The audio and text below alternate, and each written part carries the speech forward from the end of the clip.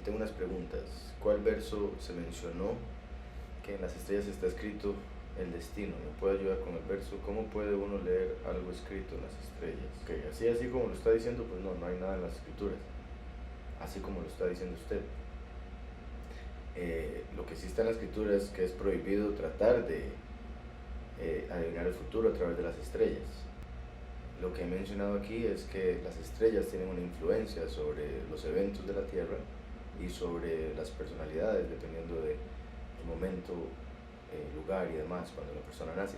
En Jeremías 10, por ejemplo, el Todopoderoso nos dice que nosotros como Yahudim no debemos temer lo que dicen las estrellas. En caso de que las estrellas estuviesen diciendo algún destino negativo, nosotros no deberíamos asustarnos por eso, puesto que no nos afecta, ya que, como he explicado a través de Abraham, estamos por encima de lo que las estrellas dicen.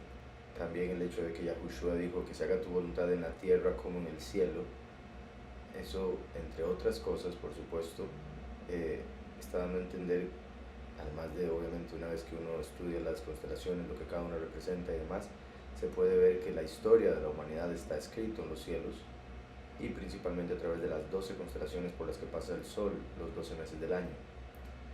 Que se haga tu voluntad en la tierra como está escrito en el cielo, se podría decir.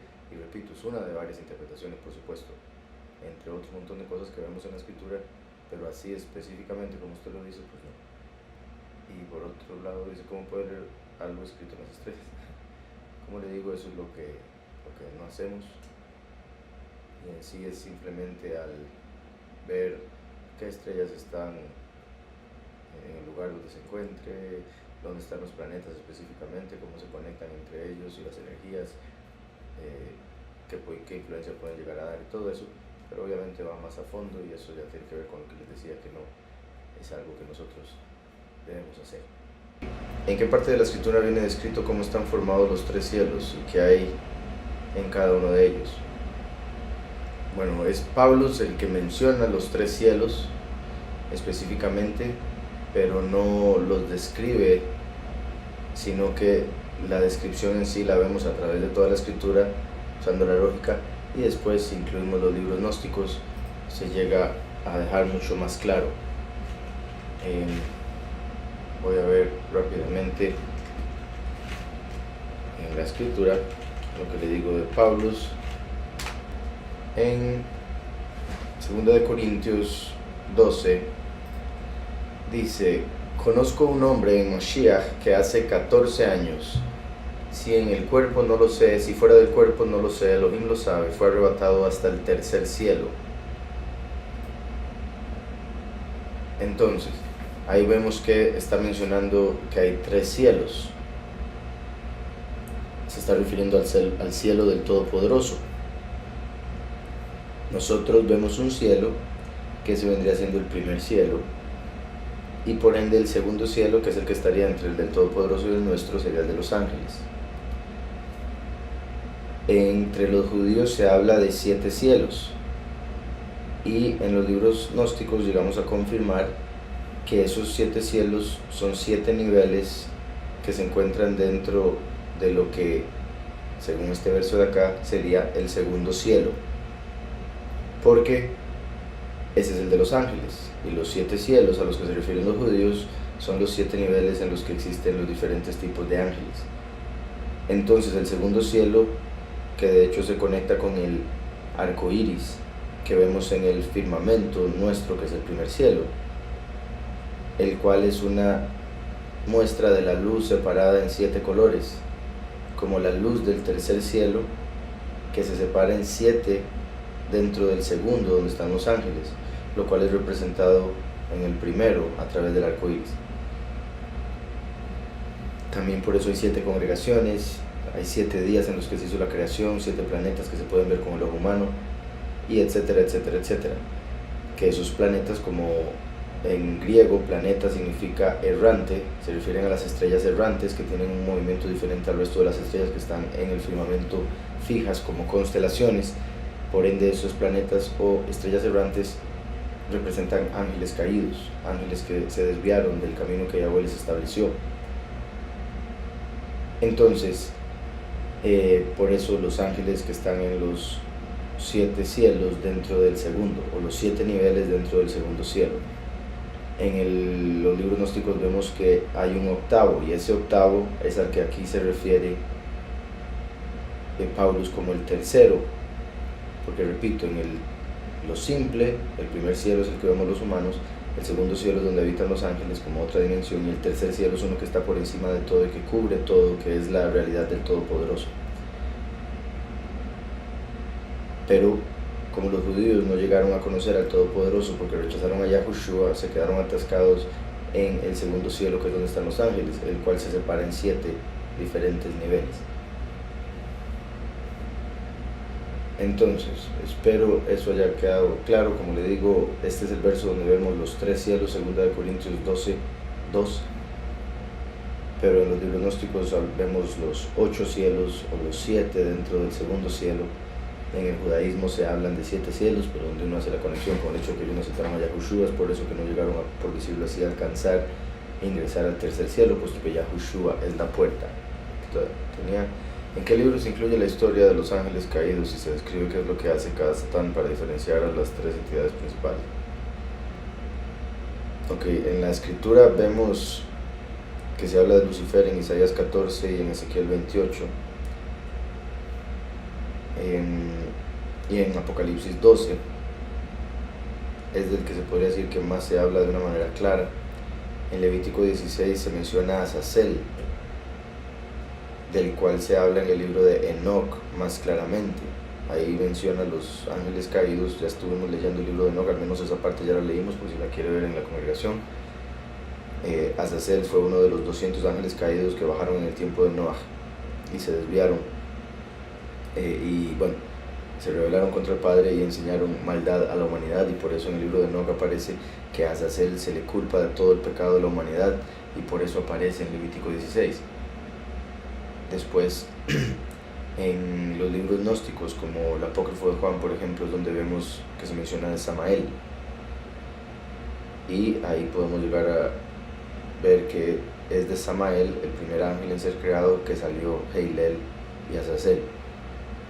Entonces es una combinación de varios libros, no es como que hay un solo capítulo, un solo verso le pueda mencionar los 3 de una manera clara. Pero en ese libro de Apócrifo de Juan se podría decir que es uno de los principales, y el otro, uno que se llama Acerca del origen del mundo. Pero como siempre digo, yo recomiendo primero leer la escritura suficiente hasta entenderla y después pasar a esos otros libros, como por ejemplo los gnósticos que acabo de mencionar, pero el libro de Enoc tal vez sí sería bueno también que lo lea. Dice aquí: el ver pornografía es como tener relación sexual, afecta tan igual negativamente como tener intimidad con una persona. Sí,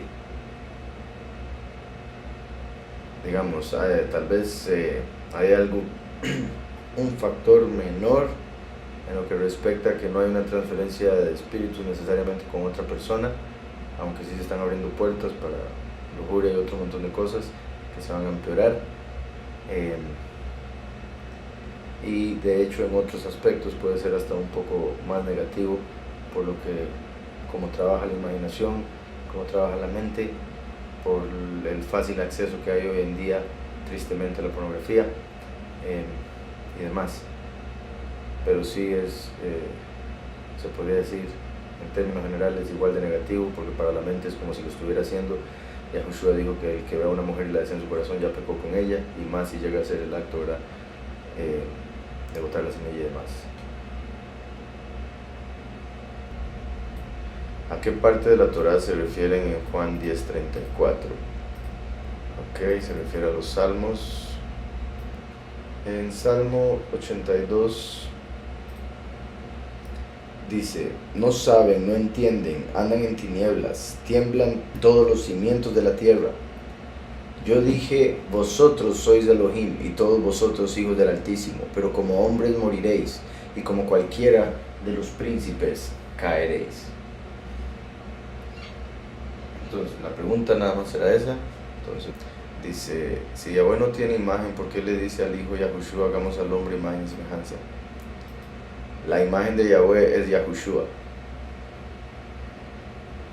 Así como, por decirlo de alguna manera, cuando la mente tiene un pensamiento y expresa una palabra, esa palabra viene siendo la imagen de ese pensamiento que tuvo la mente, porque es lo que, si uno oye la palabra, se llega a imaginar lo que está diciendo. Entonces la palabra viene siendo la imagen del pensamiento que tiene la mente, así como Yahweh siendo la mente, tuvo la Ruach, que es su voluntad, y de ahí vino su palabra, que es el Hijo Yahushua, como el Hijo es la imagen del Padre. Por eso Yahushua fue al que Yahweh le dijo, hagamos al hombre a nuestra imagen, o sea, parecido a usted, ya que Yahushua es el primer hombre, verdaderamente. Espero eso haya quedado claro. Y también no solo se refiere a imagen en el sentido de lo que se ve con los ojos, por si algo. Por eso también utiliza la palabra semejanza. Dice algo que me viene a la mente, es que no se le tiene que decir padre o rabbi a nadie, solamente a Yahweh y a Yahushua. Creo que también dice que no permitamos que nos llamen eso, pero entiendo que puede ser respeto, pero puede ser que el respeto lleve a la idolatría. Pienso yo que se puede hacer estricto, perdón, en este tema. Rabí o maestro, claro, usted no es como los judíos que se dan ese título, rabí. Así es. Bueno, lo he mencionado varias veces. Por un lado, en lo que respecta a padre, ¿verdad? Se refiere a como los sacerdotes que se hacen llamar padres y buscan que la gente les diga padre, como el Papa y demás. Yahweh es nuestro Padre en los cielos, y eso es a lo que hace referencia a Yahushua. No llames a nadie Padre, porque uno es vuestro Padre y está en los cielos. Sin embargo, también recordemos, y por eso es que no hay que sacar de contexto los versos de la Escritura, que cuando Él hace lo que llaman el Padre Nuestro, Él dice, Padre Nuestro que estás en el cielo. ¿Por qué dice que estás en el cielo? Porque cada persona tiene un padre en la tierra, su padre genético. Y no es pecado decirle a su padre genético Padre. El problema es cuando un hombre quiere que lo llamen Padre para ponerlo en lugar del Todopoderoso, cuando quieren ocupar ese lugar, como por ejemplo Heilel, el enemigo. Por otro lado es lo mismo con Rabí. Rabí significa mi maestro. Hay personas que estudian todo tipo de cosas y tienen diferentes maestros. No es pecado decirle maestro a un profesor. El problema es cuando llega alguien que enseña una doctrina diferente a la que enseñó Mashiach y quiere ser llamado el maestro, porque entonces está tratando de ocupar el lugar de Mashiach, que es el maestro de maestros. El punto es que una persona que enseña, porque la Escritura dice que hay 5 ministerios, uno de ellos es el ser maestro, o sea, Rab, en hebreo, de donde viene Rabí, que es mi maestro, por la I, al final, por la Yud. Entonces, la Escritura dice que hay 5 ministerios, de los cuales uno es ser maestro. También dice la Escritura que no hay que buscar muchas personas ser maestros porque pasan por un juicio mayor. Entonces, si existen los maestros dentro del ministerio de Mashiach, el problema es cuando una persona quiere tomar el lugar de Yahushua en vez de predicar de Yahushua. Entonces, espero eso haya quedado claro. El punto ahí de los que andan buscando que les llamen de una manera, los que quieren el honor de los hombres, los que quieren desviar de Mashiach a sí mismos. Espero eso haya quedado claro. Dice aquí, ¿qué opinas de la gente que rinden ofrendas a la Santa Muerte? ¿Qué entidad adoran o qué sabes sobre ello? Adoran a la muerte. En la Escritura, bueno, en el judaísmo más bien, se le da el nombre Azrael, curiosamente que era el nombre del gato en los pitufos. Azrael, se dice que la muerte, en los libros gnósticos se dice que salió de Samael. En el judaísmo también le otorgan a Samael el título de ángel de la muerte. Pero repito, según los gnósticos, la muerte salió de él, o la muerte es un hijo de Samael, que nació de la envidia que tuvo a su hijo Heilel cuando recibió la autoridad sobre la creación, que antes estaba en su poder, lo cual vino a ser poco antes de que Adán comiera del fruto.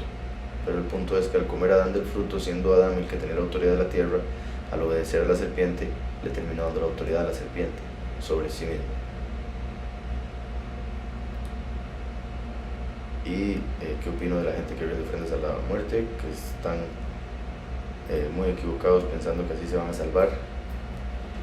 La misma Escritura dice que se equivocan los que hacen un pacto con la muerte, Isaías 28:15, vosotros habéis dicho, hemos hecho un pacto con la muerte, un convenio hicimos con el Seol.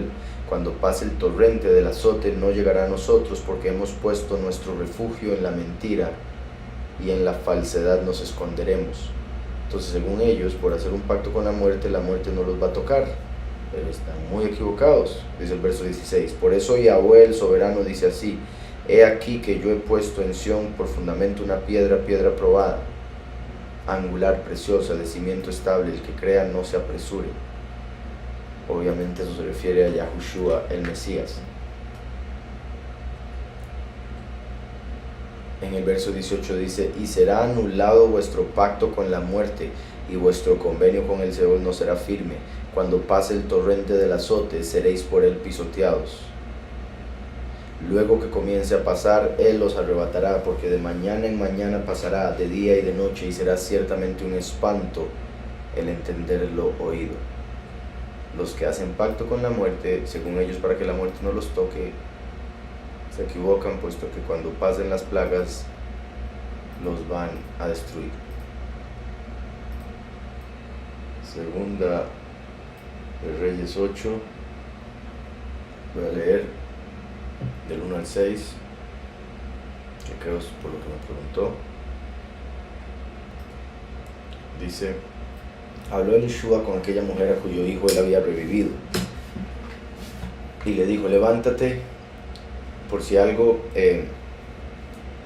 aquí en el sentido de Elishua reviviendo un hijo, se conecta con Eliyahu y el testigo como Moshe, siendo Elishua la continuación de Eliyahu en este contexto en el que me estoy refiriendo, y el hijo de la mujer, el hijo varón que va a regir a las naciones con vara de hierro, como se menciona en Apocalipsis 12. Y le dijo: levántate, vete tú y toda tu casa a vivir donde puedas, porque Yahweh ha llamado al hambre, la cual vendrá sobre la tierra por 7 años. Los dos testigos, aquí representados por el hijo y Elishua, anuncian los 7 años, la última semana de Daniel, conectada también con las vacas flacas que vio Yosef en el sueño del faraón. Los últimos 7 años que empiezan con los dos testigos, sigue la guerra y después la hambruna. Dice: levántate, vete tú y toda tu casa a vivir donde puedas, porque Yahweh ha llamado al hambre, la cual vendrá sobre la tierra por 7 años. Entonces la mujer se levantó e hizo como el varón de Elohim le dijo. Ella y su familia se fueron a vivir durante 7 años a tierra de los filisteos. Cuando pasaron los 7 años, la mujer volvió de la tierra de los filisteos y fue a implorar al rey por su casa y por sus tierras. El rey estaba hablando con Giesi, criado del varón de Elohim, y le decía: te ruego que me cuentes todas las maravillas que ha hecho Elishua. Y mientras Giesi le contaba al rey cómo había revivido un muerto, llegó la mujer a cuyo hijo él había revivido, para implorar al rey por su casa y por sus tierras. Entonces dijo Giesi: rey soberano mío, esta es la mujer y este es su hijo, al cual Elishua revivió. El rey preguntó a la mujer y ella se lo contó. Entonces el rey le ordenó a un oficial: haz que le devuelvan todas las cosas que eran suyas y todos los frutos de sus tierras desde el día que dejó el país hasta ahora. Ahí representando cómo a la congregación, cuando se manifiesta ante Yahweh, se le va a dar la tierra que se le había quitado en el exilio y todas las riquezas del reino de Israel, básicamente. Dice aquí el pasaje que dice: muchas son las aflicciones del justo, pero de todas ellas le libra Yahweh. ¿Será que si los justos mantienen al mundo, será que esas aflicciones son como llevar parte de la culpa de los injustos? O sea, que como que carga que los injustos genera es llevada por los justos, y por eso las aflicciones. No sé si me explico. Así es, hermano, sí se explica, y sí se dice que eso es parte de las razones. Obviamente incluso los justos fallan, y por ende también pueden tener consecuencias de sus actos, pero en general el sufrimiento de los justos viene siendo una forma de rectificar por los demás. Por eso Yahushua es el mayor esplendor de ese aspecto. Él vino a pagar por los pecados del mundo. En menores niveles, los justos llegan a sufrir por pecados de otros, en sí principalmente de grupos que están cercanos o conectados con él. Mi pregunta es: ¿cómo se puede saber los sonidos del paleohebreo? Supuestamente la Aleph en paleo se dice la Bet se pronuncia va, pero ¿cómo podemos saber esto? Pues sí, es una buena pregunta. Obviamente considero que algunos han llegado a, digamos, como esos que mencionaba ahora de los hebreos israelitas, que buscando rechazar a todo lo establecido, buscaron lo que se podría decir lo más simple de la pronunciación de las letras, terminaron con eso, A, B, etcétera, como usted lo acaba de decir, más bien A, Ba, Ga, Da, etcétera, y así quedaron con Yahawasha y Yahawa. Pero, por ejemplo, en lo que respecta a lo que digamos, por ejemplo, se dice que, en este caso, ahora habiendo leído un libro acerca de la historia del Aleph Bet, la historia de la pronunciación del hebreo y demás, los procesos por los que ha pasado y demás, por ejemplo, se dice que la letra que hoy en día se conoce como la letra Vav, antes se llamaba la Waw. En el caso de Aleph, Bet, Gimel, estos nombres están conectados con palabras del hebreo y con lo que en el pictográfico es la forma. Por ejemplo, Aleph se conecta con el becerro y con el número 1000. Bet viene siendo una casa, como la forma en pictográfico de la segunda letra. Gimel viene de Gamal, que es un animal, el camello, que se utiliza para llevar riquezas, por eso también se conecta con el rico, con el pie, con movimiento de Regel, que también tiene la Gimel, el pie, en hebreo. Dalet, que también es una puerta en pictográfico, en hebreo puerta es Delet, y etcétera, etcétera, etcétera. Cada nombre de la letra se conecta con la forma en el pictográfico, y por ende considero eso como la mejor forma de verla, su pronunciación de cada una de esas letras, porque vienen siendo no solo una letra, vienen siendo un objeto o animal, dependiendo de la representación de cada letra. Dice que existe envidia de la buena, o es una frase mal implementada. Sí, en lo que respecta a envidia, esa sí considero es completamente mala.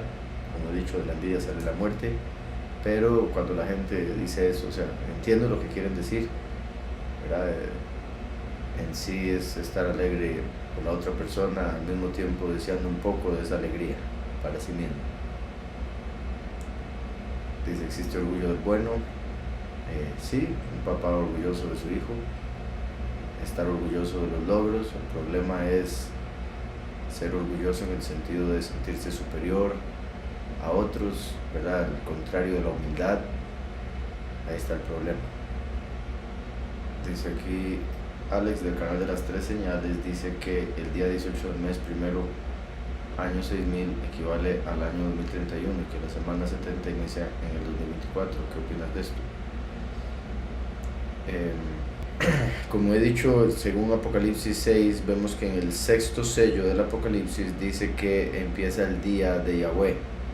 Eso querría decir que el sexto sello sucede para cuando empieza el año 6000. Eso querría decir entonces, según lo que vemos, que 2 años antes de eso empezaría lo que conocemos como los últimos 7 años, puesto que después de recorrer, de darse los primeros 5 sellos, se da el sexto, que empieza el día de Yahweh, o sea, el milenio, y los primeros 5 sellos parecen darse en los primeros 2 años de los últimos 7.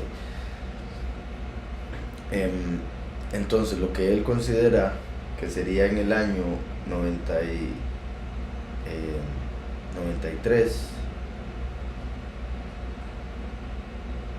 bueno, en este caso, yo no sé si ha cambiado él un poco lo que ha dicho, porque me parece que era un poco diferente a lo que había visto yo hace unos meses o años, pero lo que él llamaría el año 93, todo indica sería más bien el año 98. También hay que recordar que Yahweh dijo que él acortaría los tiempos.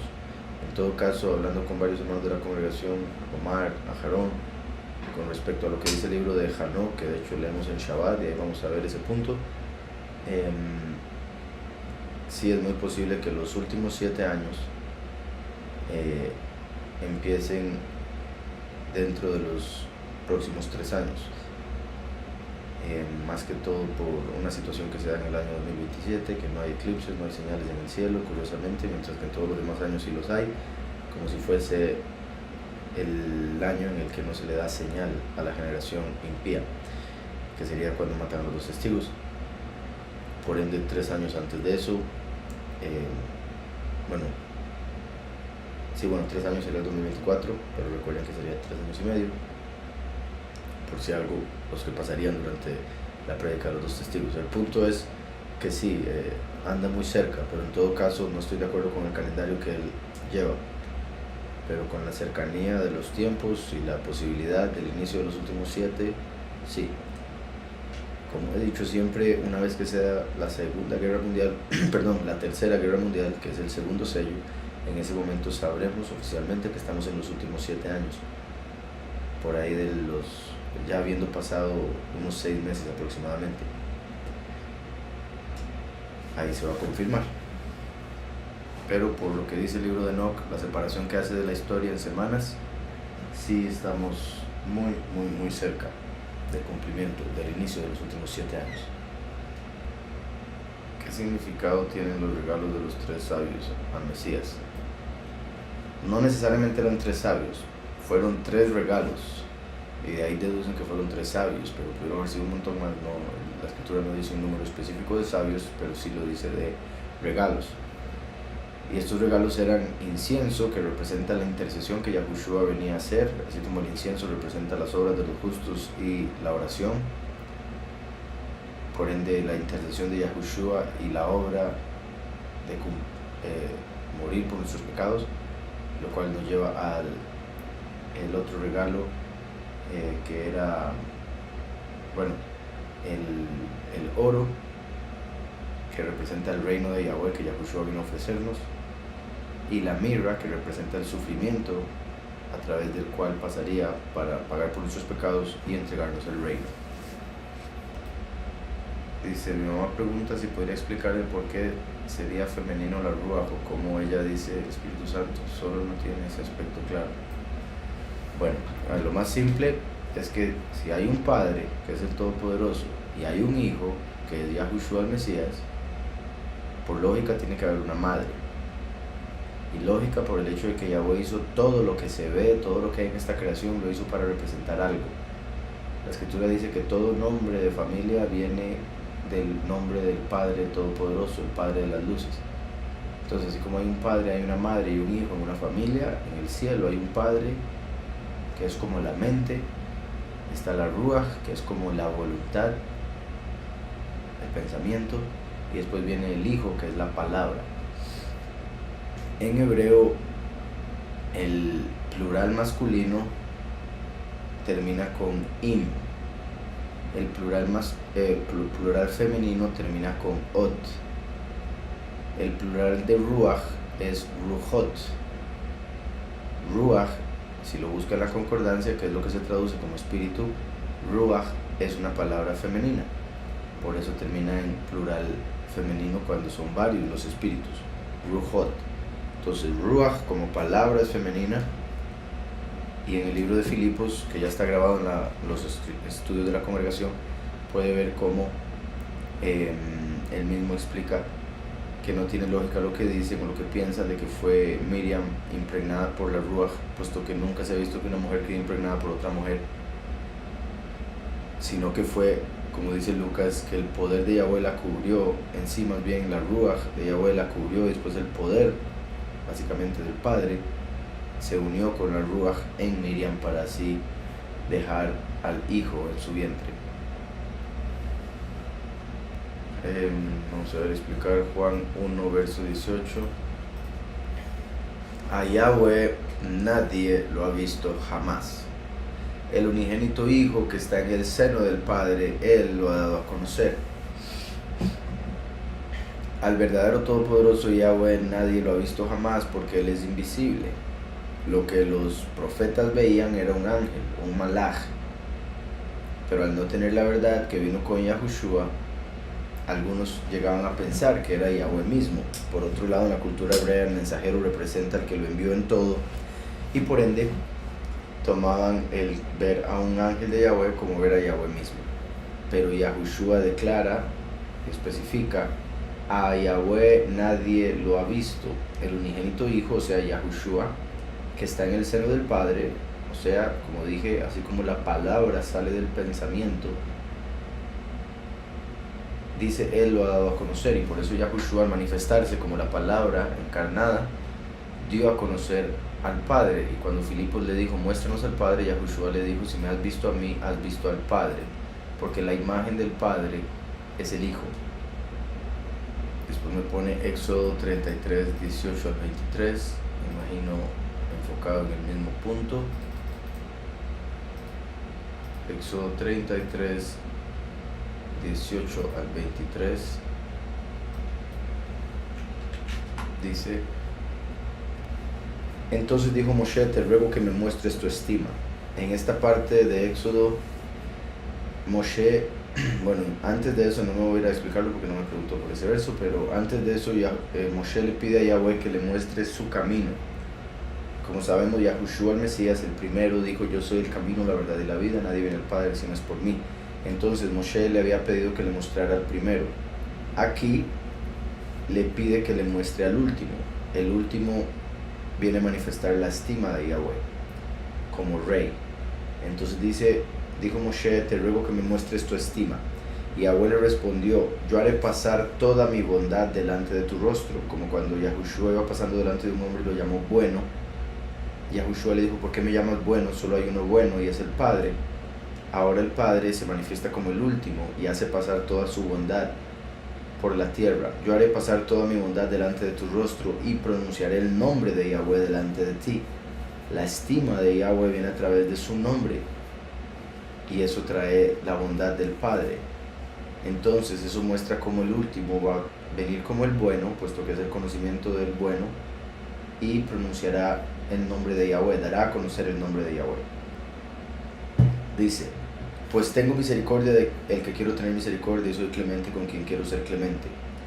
Pero no podrás ver mi rostro, añadió, porque ningún hombre podrá verme y seguir viviendo. Luego dijo Yahweh, aquí hay un lugar junto a mí, tú estarás sobre la peña, y cuando pase mi estima yo te pondré en una hendidura de la peña. Vea que dice cuando pase mi estima, no dice cuando pase yo. Básicamente Micael, que es la estima, porque es su representación como rey, estaría pasando. No permite que vea su rostro porque representa a Yahweh, al que nadie puede ver, pero permite que vea su espalda, como cuando el sol de justicia, que es el último, Micael encarnado como el testigo con Moshe, pasa, viene como ladrón en la noche, nadie le reconoce hasta que ya lo matan y resucita y se va, como cuando el sol se va en el atardecer, cuando llega la noche espiritual, las 7 plagas postreras. Entonces, al atardecer sí se puede ver el sol porque ya está de espaldas, pero al mediodía no se le puede volver a ver porque es muy fuerte su luz y encandila. Entonces, cuando pase mi estima yo te pondré en una hendidura de la peña y te cubriré con mi mano hasta que haya pasado. Después apartaré mi mano y verás mis espaldas, pero no se verá mi rostro. Dice, ¿podría decirme si las convocaciones o fiestas del Eterno se festejan en la actualidad? Sí. Si la celebramos, simplemente con otra perspectiva, por decirlo así, a la forma en que la celebran los judíos, puesto que los judíos la celebran como algo que ya pasó. Nosotros la celebramos como citas, esperando lo que se va a cumplir. En el caso de las últimas 4, que todavía faltan por cumplirse, ya las primeras 4 se cumplieron. Sin embargo, mi punto es que los judíos, por ejemplo, en Pesach, Matzot, primeros frutos no tanto, pero Pesach y Matzot se acuerdan del Éxodo. Nosotros no solo nos acordamos del Éxodo, sino de la muerte del Cordero, Yahushua, el que murió sin pecado, fue enterrado como Matzot, panes sin levadura, resucitó y se presentó ante el Padre como primeros frutos, y Shavuot, cuando dio su Ruach HaKodesh en Hechos 2. Pero faltan las últimas 4 fiestas. Yom Teruah, cuando todo indica atraparán a los 2 testigos. Yom Kippur, cuando los matan. Sukkot, cuando se da la huida o el segundo éxodo. Y Shemini Atzeret, cuando sería la 7ª trompeta o la transformación. Juárez, ¿qué opina del mal de ojo? ¿Es posible que nos afecten las envidias, maldiciones, mal miradas y habladas de la propia familia? Sí, sí es posible. Se dice, por ejemplo, que Yosef, del cual muchos de nosotros somos descendientes, llegó a obtener la autoridad sobre lo que se conoce como el mal de ojo, puesto que él siempre tenía cuidado de no hacer contacto visual, andaba siempre viendo para abajo para no llamar la atención, era muy humilde, a pesar de ser bastante atractivo. Entonces trataba de evitar el contacto visual para no provocar envidia u otras emociones en las personas que lo veían. Pero sí, en el judaísmo se explica que básicamente a través de la envidia una persona puede llegar a cortar o redirigir como el cable, por decirlo así, a través del cual vienen las bendiciones de lo alto a una persona, y a través de la envidia la persona lo puede redirigir hacia sí mismo. Sí, una forma en la que se explica la razón por la que Yahweh lo permitiría es porque una bendición no debería traer dolor o tristeza a otra persona.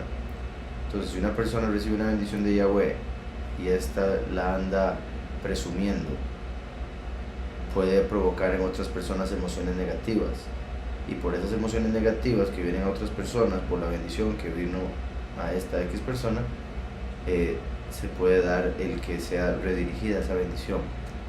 Entonces uno debe ser cuidadoso, humilde y no estar presumiendo o haciendo sentir mal a otros con las bendiciones que Yahweh le ha dado a uno, para evitar que se pueda dar eso. Obviamente se puede orar al respecto, repito, ser humilde y evitar mencionar algunos detalles. Todo el mundo, creo yo, sabe de, digamos, alguna vez en la vida les ha pasado que uno tiene unos planes muy grandes, todo va viento en popa, pero se le ocurre a uno contárselo a una persona inadecuada, una persona negativa, pesimista, envidiosa, etc. Y de repente todo se viene abajo. Entonces por eso hay que tener cuidado. Vamos a ver qué más tenemos por acá. Dice, hermano, referente al mal de ojo, ¿cómo se podría contrarrestar el mal de ojo si alguien negativo se enteró de un proyecto que voy a hacer, pero no por presunción, sino por cuestión de trabajo? Pues orándole al Todopoderoso y pidiéndole que le proteja, obviamente manteniéndose siempre humilde, teniendo buenas motivaciones para lo que va a hacer, pero repito, pidiéndole al Todopoderoso la protección, que le guarde de cualquier envidia, de cualquier odio, rencor, lo que sea que pueda llevar a ponerle obstáculo a lo que está planeando. Dice, ¿puedo hablar un poco de la ciudad flotante? Hay quienes dicen que es la parte superior de la Torre de Babel, ¿es cierto? ¿O sabe algo al respecto?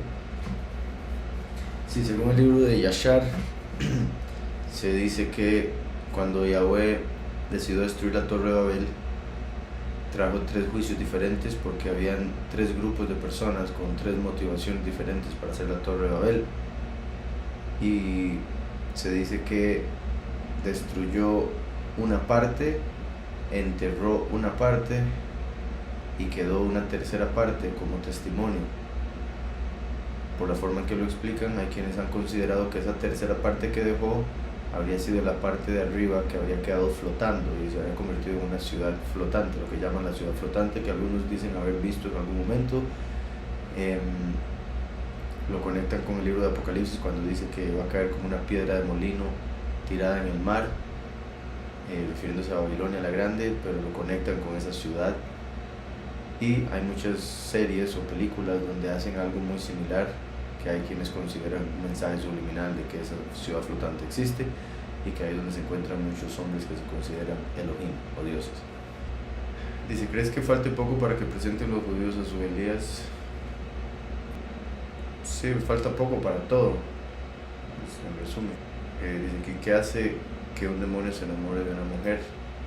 En sí, el ver que hay, bueno, es que hay muchas formas en las que esto puede suceder. Obviamente los demonios, los espíritus malignos, ángeles caídos están atraídos a la inocencia como para poder deshacerla, para destruir la inocencia, es el punto. Pero en sí, en general, están atraídos a la carne, sea cual sea la carne que puedan habitar, van a entrar en ella para poder recibir algún tipo de placer a través de la carne.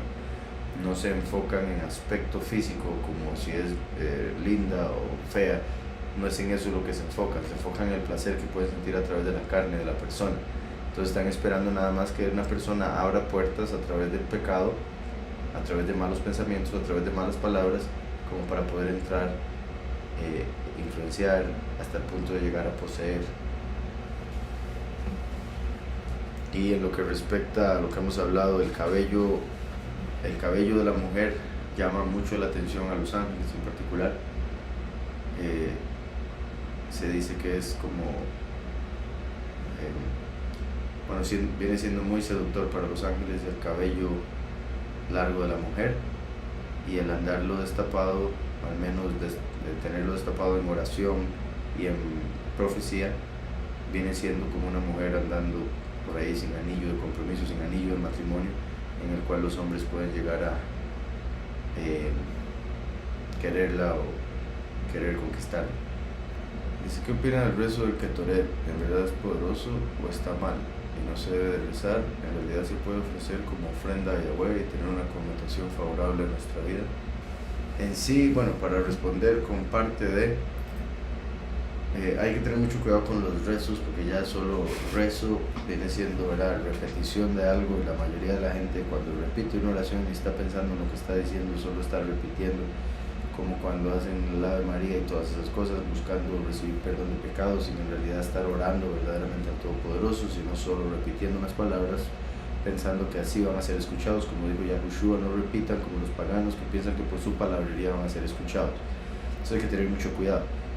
Puede ser que en algunas palabras haya mucho poder, y en ese caso que no sea mala idea el decirlas una que otra vez, pero siempre que se digan debe ser con toda la intención, poniendo atención a absolutamente cada palabra que se está diciendo y pensándola y entendiendo que uno se está dirigiendo al Todopoderoso Creador, y por ende con todo respeto y, repito, intención.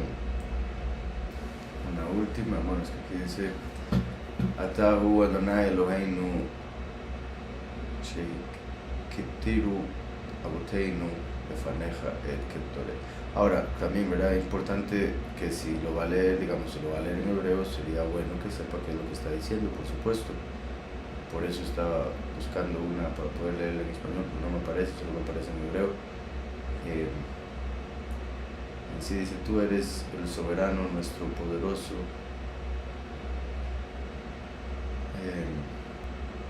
Bueno, Padre nuestro, ante tu rostro está el Ketoret.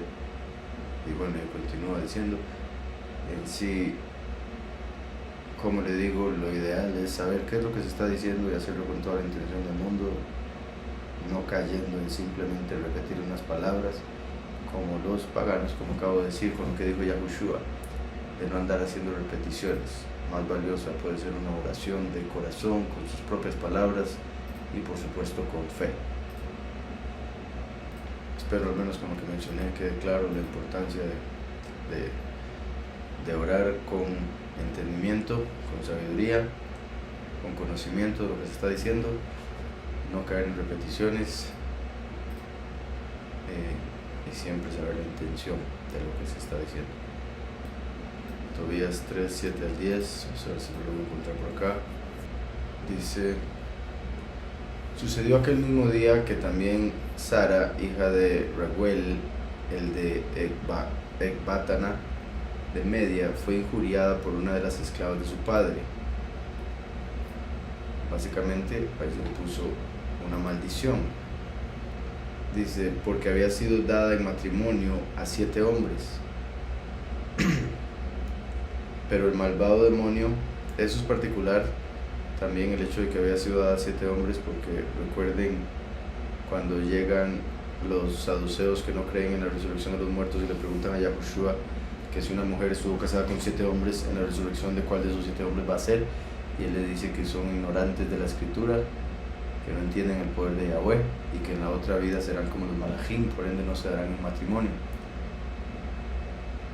Pero bueno, dice, porque había sido dada en matrimonio a 7 hombres, lo cual se conecta también con 7 malajim, las 7 cabezas de la bestia, que quiso tomar posesión de la mujer de Yahweh, la mujer de Mashiach.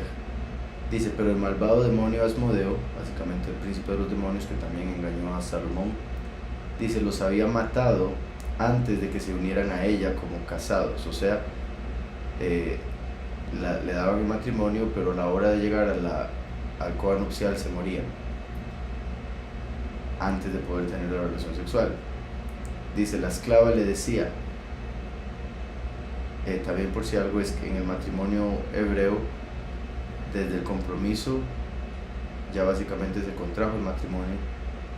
Después viene la ceremonia donde se da la consumación a través de la relación sexual, pero entre lo uno y lo otro puede haber 1 año, 2 años.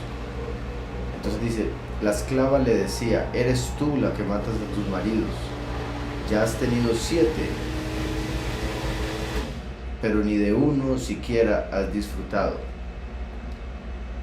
No castigas, dice, nos castigas porque se te mueren los maridos. Vete con ellos y que nunca veamos hijo ni hija tuyos. Entonces Sara, con el alma llena de tristeza, se echó a llorar y subió al aposento de su padre con intención de ahorcarse. Pero reflexionando pensó, ¿acaso esto sirva para que injurien a mi padre y le digan, tenías una hija única, amada, y se ha ahorcado porque se sentía desgraciada? No puedo consentir que mi padre en su ancianidad baje con tristeza a la mansión de los muertos. Es mejor que, en vez de ahorcarme, suplique al soberano que me envíe la muerte para no tener que oír injurias durante mi vida. Entonces, bueno, me dijo que leyera solo esos. Bueno, es que si no había mucho que decir en ese contexto, al menos más de lo que les dije, ya que no da razones del por qué Asmodeo habría tenido la autoridad para hacerlo. También hay que dejar claro, bueno, obviamente queda más difícil el hecho de que estos 7 hombres fueran tan impíos que todos se morían antes de llegar a estar con ella. Tiene más lógica lo que le dijeron de que había algo en ella, era una maldición en ella que estaba haciendo que no se pudiera unir con ningún hombre. Pero después en la historia, ¿verdad?, vemos que aparece Rafael y logra deshacer esa maldición y demás. Y en sí Rafael representa a uno de los 2 testigos en la historia. Tobías viene representando al testigo como Moshe, Rafael el testigo Elías. Y básicamente ella, después de haber estado con 7, como los 7 imperios, logra encontrar un hombre, que sería Mashiach. Espero ya quedó claro.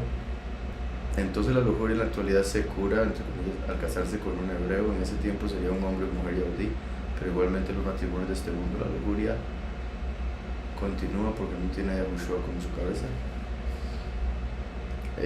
O sea, se cura en el sentido de que logra obtener una medicina, un medicamento para el problema, puesto que ahora puede tener relaciones sexuales legalmente. Pero va a tener, todavía estando en la carne, deseos que va a tener que controlar a través del dominio propio que recibimos en la Ruach Kodesh. Hay que entender eso, ¿verdad? Pablo dice, el que pueda quedarse solo que lo haga, pero por razones de fornicación, entonces que se case el que tenga ese deseo. Para no caer en fornicación, mejor que se case. Entonces viene siendo como la solución, no la cura, en el sentido de como uno pensaría que una vez que se casó ya no va a sentir lujuria por nadie, no va a sentir ningún deseo por nada. Eso no es así. El pensar eso puede llevar a muchos problemas a la hora del matrimonio. Hay que entender que las pruebas se van a seguir dando, la carne va a seguir deseando cosas, pero a través de el tener una pareja debería hacerse más fácil la situación, puesto que va a poder satisfacer sus deseos carnales a través de la relación sexual legalmente bajo los límites de la Torah en sí, en el matrimonio. Y obviamente lo ideal es el yugo igual, que ambos crean en Mashiach, lo cual va a llevar a que se lleven mejor y a que logren tener el dominio propio para quedar satisfechos el uno con el otro, sin dejarse llevar, ¿verdad?, por las pasiones de la carne, lo que el enemigo le quiera poner. Entonces dice que se podría encajar las adicciones dentro del mandamiento de no matarás, porque es atentar con tu propia vida, ¿no? Como el tabaco, comidas ultraprocesadas de forma adictiva, alcoholismo, drogadicción. Pues más o menos sí, o sea, si es algo que de verdad le está destruyendo, la persona sabe, digamos, la escritura dice, todo me es lícito, mas no todo edifica. Entonces cualquier cosa que no edifique, no deberíamos tomarla o hacerla, puesto que va a destruir. Entonces, en cierta manera, el matarse a sí mismo, ¿verdad? El suicidio es pecado porque es matar. El matarse a sí mismo muy lentamente viene siendo pecado. Pero también hay que tomar en cuenta, repito, lo que la persona sabe, lo que la persona entiende de la escritura, de sí mismo, de la vida, de la adicción, de esa droga o lo que sea. Dice, aquí tiene relación los siguientes textos de la escritura: Éxodo 31:18 y Juan 8:6-8. Dice Éxodo 31:18, y dio a Moshe, cuando acabó de hablar con él en el monte Sinaí, 2 tablas del testimonio, tablas de piedra escritas por el dedo de Elohim. Juan 8:6-8 dice, entonces decían probándolo para tener de qué acusarlo, pero Yahushua, inclinando hacia el suelo, escribía en tierra con el dedo, y como insistieran en preguntarles, enderezó y les dijo, el que de vosotros esté sin pecado sea el primero en arrojar la piedra contra ella. E inclinándose de nuevo hacia el suelo, siguió escribiendo en tierra. La pregunta es, ¿tiene relación los siguientes textos? Sí. Yahweh Elohim escribió las tablas del pacto, los 10 mandamientos, en piedra con su dedo. Yahushua, cuando están acusando a una mujer y querían apedrearla por romper el mandamiento de esos 10 en las tablas de piedra, de no adulterar, Yahushua básicamente empieza a escribir en tierra, o sea, en barro, de lo que fue hecho el hombre, la nueva ley de misericordia, una que está por encima de la justicia. Y a través de la lógica les dice a los que la estaban acusando que si ellos nunca han pecado, entonces que la condenen. Pero al darse cuenta que todos habían pecado, se dieron cuenta que todos deberían ser condenados. Por ende, todos necesitaban de Yahushua y esa ley de misericordia que estaba escribiendo con su propio dedo en tierra.